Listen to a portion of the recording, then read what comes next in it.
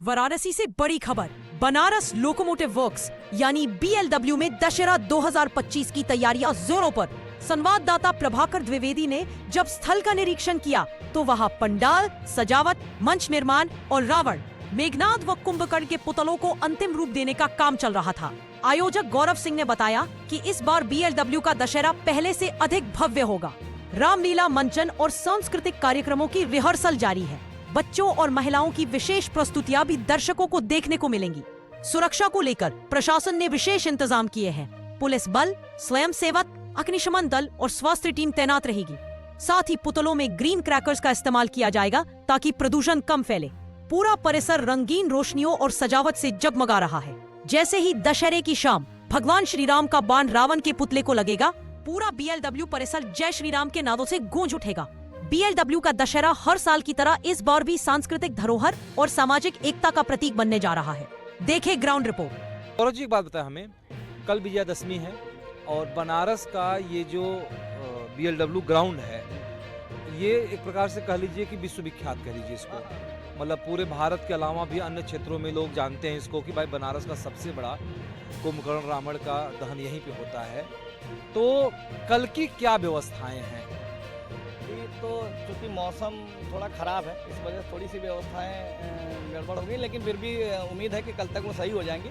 अभी ये इस बार सारा सुरक्षा व्यवस्था की इस बार हमारी बहुत अच्छी व्यवस्था है। हम लोग को पुलिस प्रशासन की तरफ से RAF और PSC भी प्रोवाइड की जा रही है। हमारे RPF के जवान रहते हैं और सिविल डिफेंस हमारा खुद का है, हमारा सेंट जॉन्स एम्बुलेंस है, भारत स्काउट गाइड के बच्चे रहते हैं। तो हमारे पास काफ़ी सफिशेंट काउंटिंग में मेंबर्स हैं जो सुरक्षा व्यवस्था पूरे को देखेंगे। वो सुरक्षा की दृष्टि की बात किया जाए तो जैसे आपने तो बता ही दिया, फिर भी एक आइडिया कैसे लगाया जाता है कि कितने लोगों की आने की उम्मीदें हैं? देखिए, चूँकि इस आस-पास में कहीं और दशहरा होता नहीं है, आप लोगों को ही पता है। और चूँकि ये एक बहुत बड़ा आयोजन है और हम लोगों को मतलब जो आकलन जो पुलिस प्रशासन द्वारा जो LIU रिपोर्ट या जो भी रिपोर्ट्स हैं, उस हिसाब से लगभग 1.5 लाख की भीड़ मानी आकलन है।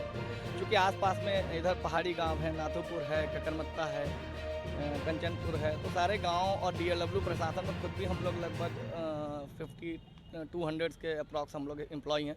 तो हमारे एम्प्लॉयज़ भी, ऑफिसर्स भी, सभी इसमें पार्टिसिपेट लगभग करते हैं लोग। अच्छा, एक प्रश्न जो जनता यानी हमारे जो दर्शक जानना चाहते हैं, मन में उत्सुकता होती है कि इस बार कुंभकर्ण की साइज क्या होगी, उनका रावण की साइज क्या होगी, तो ये जैसे इसकी खुलासा। हाँ, वो हर साल की तरह ही 75 फीट का रावण है और 65 फीट का कुंभकर्ण, 60 फीट का मेघनाद है। अच्छा जी। तो जैसे कि जनता के यानी लोगों के आने की द्वार किधर से है, एंट्री किधर से लोगों की होगी, जरा ये बताएं। अभी क्या है कि हमारे पास जो हमारे DLW कैंपस में आने के जो गेट्स हैं वो सारे ओपन रहते हैं। 12 बजे से करीब जो मेन गेट्स हैं वो 4 व्हीलर्स के लिए प्रतिबंधित रहेंगे, क्योंकि इतनी भीड़ रहती है कि अंदर ट्रैफिक को लेकर के आने की वजह से मतलब मिसहैपनिंग होने के चांसेस हैं। और इस ग्राउंड में हमारे पास 5 गेट्स हैं। मेरे आप बाएं साइड देखेंगे तो इधर एक गेट है जिधर से रेड पास की एंट्री है हमारी। हाँ। ये लेफ्ट हैंड में। मेरे फ्रंट साइड में आप देखेंगे इधर वाइट पास की एंट्री है और इधर से VVIPs की भी एंट्री यहीं से है। और हमारे राइट साइड देखेंगे इधर येलो पास का है। हाँ। और यहाँ की एंट्री इस साइड से है। तो जो ग्राउंड में जो बैठने की एंट्रीज हैं, अलग अलग पासेज हैं, वो अलग अलग गेट से एंट्री हैं। हमारे बैक साइड में, राइट साइड में आएंगे तो ये ओपन है एरिया है, और प्लस इधर बैक साइड में, लेफ्ट साइड में भी ओपन एरिया जो फ्री पासेज है। इसमें कोई पासेज का अलॉटमेंट नहीं है, आम पब्लिक इसमें आती है, अपना रुकती है, देखती है, इसके लिए कोई पास है नहीं। अंदर जो ग्राउंड में जो प्ले होता है उसमें बैठने की व्यवस्था की लगभग अप्रॉक्स 7500 की चेयर्स की बैठने की व्यवस्था है उसके अंदर। तो ये अभी जो आपने बताया कि रेड, वाइट और येलो जो 3 प्रकार की पास बनाए गए हैं, तो ये पास किसको मिलता है? क्या इसके कोई चार्ज वगैरह होते हैं? नहीं, कभी कोई चार्जेस नहीं है, इसका फ्री ऑफ कॉस्ट है। अपनी जिसको अप्रोच से या वैसे जैसे ऑफिसर्स जिसमें हैं या जो लोग हैं इससे जुड़े हुए जो भी है, इसमें इसका कोई पैसा नहीं लिया जाता, फ्री ऑफ कॉस्ट है। इसमें जो है हमारे सिविल एडमिनिस्ट्रेशन भी आते हैं, उनका भी फ्री ऑफ कॉस्ट, हमारे ऑफिसर्स रहते हैं, सभी का उसमें एंट्री, कोई ऐसा पासेस का कोई चार्जेस नहीं लगता है। अच्छा, लगभग मतलब 750 पास। जी, 7050। अच्छा, 7050 पास हैं। हाँ। मतलब तीनों को मिला करके।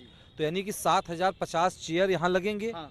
और जितने भी पास होंगे उनके वो चेयर पे बैठेंगे, बाकी जो अन्य गेट से एंट्री करेंगे वो खड़े होकर के इसका एंजॉय करेंगे। देखें, अभी इस बार हम लोगों ने प्रयास किया, चूँकि कुछ लोग अंदर नहीं देख पाते हैं, तो हम लोगों ने ग्राउंड के दोनों साइड में जो फ्री है उस साइड में हम लोग बड़ी बड़ी स्क्रीन लगा रहे हैं। लाइव जो अंदर के प्ले होगा वो स्क्रीन पे चलेगा, ताकि लोग जो है आराम से उसको देख सकें।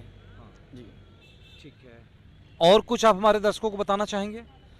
नहीं, बस इतना बड़ा आयोजन है, सकुशल ईश्वर इसको संपन्न करा दें, यही हम लोग का बुराई पे अच्छाई की जीत का ये पर्व है और हम लोग बहुत ही धूमधाम से मनाते तो हैं। किस तरह से, जैसे कि मैं देख पा रहा हूँ कि अभी ये शायद तो ये तो कुंभकर्ण का पुतला आपको दिखाई दे रहा है, रावण इधर है, मेघनाथ शायद खड़े हो चुके हैं ना, तो ये किस तरह से बनता है, जरा इसको आप बता सकते हैं, या बनाने के कारीगर कहाँ के होते हैं? बनाने के लिए जब से ये रामलीला DLW में, हमारे पहले DLW था, BLW हो गया, जब से ये चल रहा है एक ही परिवार बनाता है। शमशाद खान अभी इस समय बनाते हैं, इसके पहले इनके नाना बाबू खान इसको बनाते थे, और जब से ये आयोजन हो रहा है तब से यही लोग बनाते हैं, इन्हीं का परिवार ही बनाता है, और लगभग इसको बनाने में 1.5 महीने का समय लगता है, उससे कम नहीं लगता, और कम से कम 20-25 कारीगर 1.5 महीने काम करते हैं इसमें। अच्छा जी, तो लगभग कितने की लागत आती होगी इसमें बनवाने में? क्या ये लोग किस तरह से बनाते हैं इसको?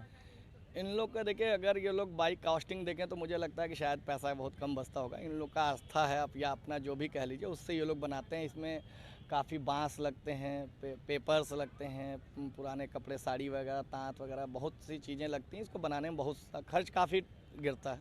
अच्छा, अब एक बात और पूछ रहे हैं आपसे, मतलब कल जो है रावण का दहन कब होगा, टाइमिंग क्या है इसकी?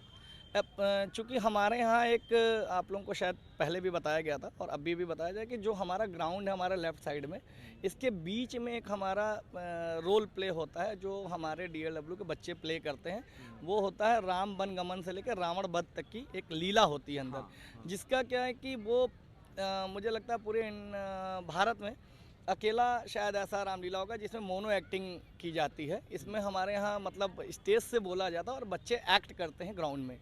तो उसकी लीला जो है लगभग 3-3.5 घंटे की होती है। तो अप्रॉक्स 3:30 से 4 बजे शुरू होगा, और मुझे लगता है 6:30 से 7 के बीच में समाप्त होकर आतिशबाजी वगैरह बहुत शानदार होती है, आप देखे ही हैं। वो जब हो जाएगा तो उसके बाद रावण का दहन हो जाएगा, लगभग 7 बजे करीब, 7 से 7:30 के बीच में हो जाना चाहिए।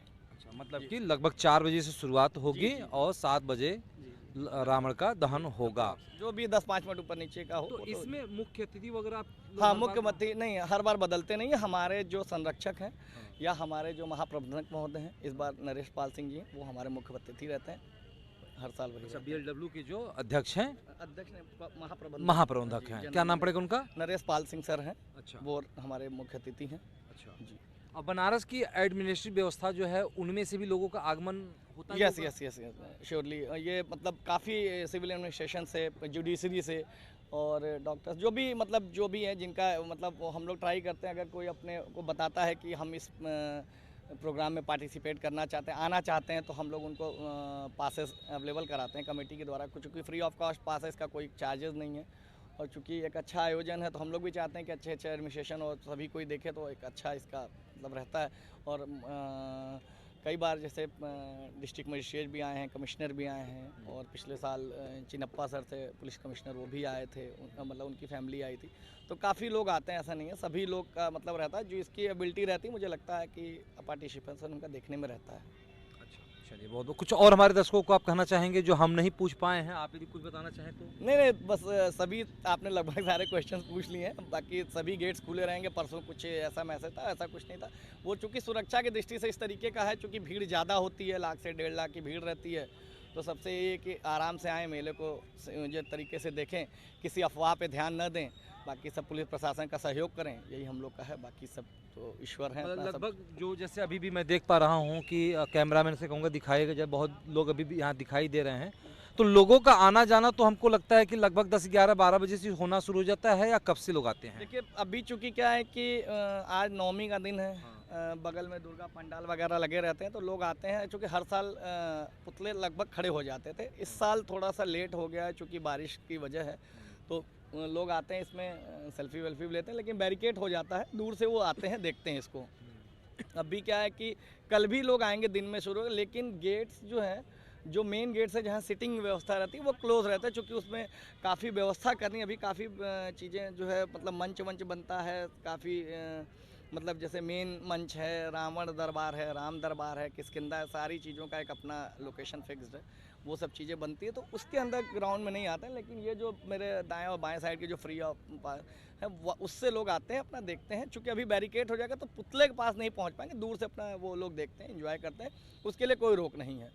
जो सिटिंग व्यवस्था है वो हमारा 3 बजे खुलता है, बैठने के पासेस का जो सिस्टम वो 3 बजे से अप्रॉक्स हमारा शुरू होता है। तो चलिए दर्शकों, आप सभी देख पा रहे थे, गौरव सिंह जी हमारे साथ थे, और ये कल के पूरी व्यवस्था मतलब जो जनता है उनके एंट्री से लेकर के, लोगों के बैठने से लेकर के, और जो ये पुतला है इसके बनने तक की जो बनाते हैं उन सभी की बातों को इन्होंने बताया। तो थोड़ा आप सभी को नज़दीक से हम गौरव जी दिखा सकते हैं अपने दर्शकों को। तो आइए गौरव जी, थोड़ा सा दिखाइए हमारे दर्शकों को। तो ये जो पुतला है ये किसकी पुतला है गौरव जी? कुंभकर्ण का पुतला है। अच्छा, ये कुंभकर्ण के पुतला है, देख पा रहे हैं दर्शक अभी आप सभी लोग। प्रयास कर रहे हैं इसको अभी खड़ा कर लिया जाएगा, मुझे लगता है 1 घंटे के अंदर ये खड़ा हो जाएगा। क्रेन से आ चुके हैं, हाँ। ये बस कट कर रहे हैं, होल करके अब इसको खड़ा करना, बाकी सब चीज़ें हो गई हैं। इसमें पटाखे वगैरह भी लगते हैं थोड़े, लेकिन कुछ इस तरीके का पटाखा नहीं लगता है कि कोई रॉकेट वगैरह नहीं लगता, सिर्फ आवाज़ के लगता है जो वहीं पर फूटता है, बस वहीं पर डिस्ट्रॉय होता है। इस तरीके का कोई भी एक्सप्लोजन नहीं यूज़ होता है जिससे कि किसी को हार्म हो, या किसी की, चूँकि इतनी बड़ी भीड़ होती है, इतने बड़ा मॉब है। अच्छा, हम लोग एक सबसे अच्छी बात है कि जहाँ ये पुतले खड़े होते हैं वहाँ हमारे 2-2 जो है फायर ब्रिगेड की गाड़ियाँ रहती हैं परमानेंट, वो परमानेंट कल सुबह से लग जाएंगी। और आप कैमरामैन दिखा दूंगा, देखिए ये जो है ये रावण का है। पुतला है, चूँकि ये बहुत वेटेड होता है। हाँ, कल बारिश थी, इस वजह से थोड़ा सा ये डैमेज हो गया, अभी रात में इसको रिपेयर करके हम लोग इसको खड़ा कर लेंगे। हाँ जी, तो ठीक है, बहुत बहुत धन्यवाद गौरव जी आपको। तो दर्शकों, कल आप सभी को, आप भारत के विभिन्न कोने से या बनारस के हों या बनारस के आउट सिटी से, चाहे जहां से भी हों, यदि आप BLW का यह पुतला दहन देखना चाहते हैं तो फास्ट न्यूज इंडिया पे इसका सीधा प्रसारण 4 बजे से शुरू होगा और 7 बजे तक चलेगा। तो आप लोग जरूर देखिएगा पूरी खबर, तो दर्शकों, आप सभी को हम ये भी दिखाना चाहेंगे, जैसे कि आपके मन में एक बात आती होगी कि जो इतना बड़ा पुतला है ये बनता कैसे है, खड़ा कैसे होता है, इसको बनाता कौन है। तो आपको, सभी दर्शकों को हम सीधे जो यहाँ के कारीगर हैं, जो मुख्य कारीगर हैं, उन्हीं से हम बात कराते हैं और वहीं बताएंगे कि इस पुतले को बनाने में कितना परिश्रम लगता है, कितना समय लगता है। तो शमशाद जी, पहले तो आपका स्वागत है। कहाँ के हैं आप? हम मरुआडी चौराहे के निवासी। अच्छा, यहीं के रहने वाले हैं। और कितने सालों से आप बना रहे हैं? ये हम तीसरी पीढ़ी है हमारी। अच्छा, तीसरी पीढ़ी है। हाँ। कितना समय लगता है ये पुतला बनाने में? ये करीब 1.5 महीना लगता है। अच्छा, 1.5 महीना हाँ। लगता है। और क्या क्या इसमें यूज करते हैं आप लोग? इसमें यूज होता है बांस, सुतरी, तांत, मैदा, साड़ी, पेपर, डिस्टेम्पर, स्टीनर और कुछ और सामान लगता है। तो बस यहीं का आप लोग पुतला बनाते हैं या बनारस में तो कई जगह, जैसे कि रामनगर में होता है और भी कई जगह, तो वहाँ का निर्माण कौन करता है? आप ही लोगों के माध्यम से कोई और करता है? नहीं, वहाँ का तो मान लीजिए हमारे रिश्तेदार हैं, सब करते हैं। और बाकी कई जगह का हम निर्माण करते हैं।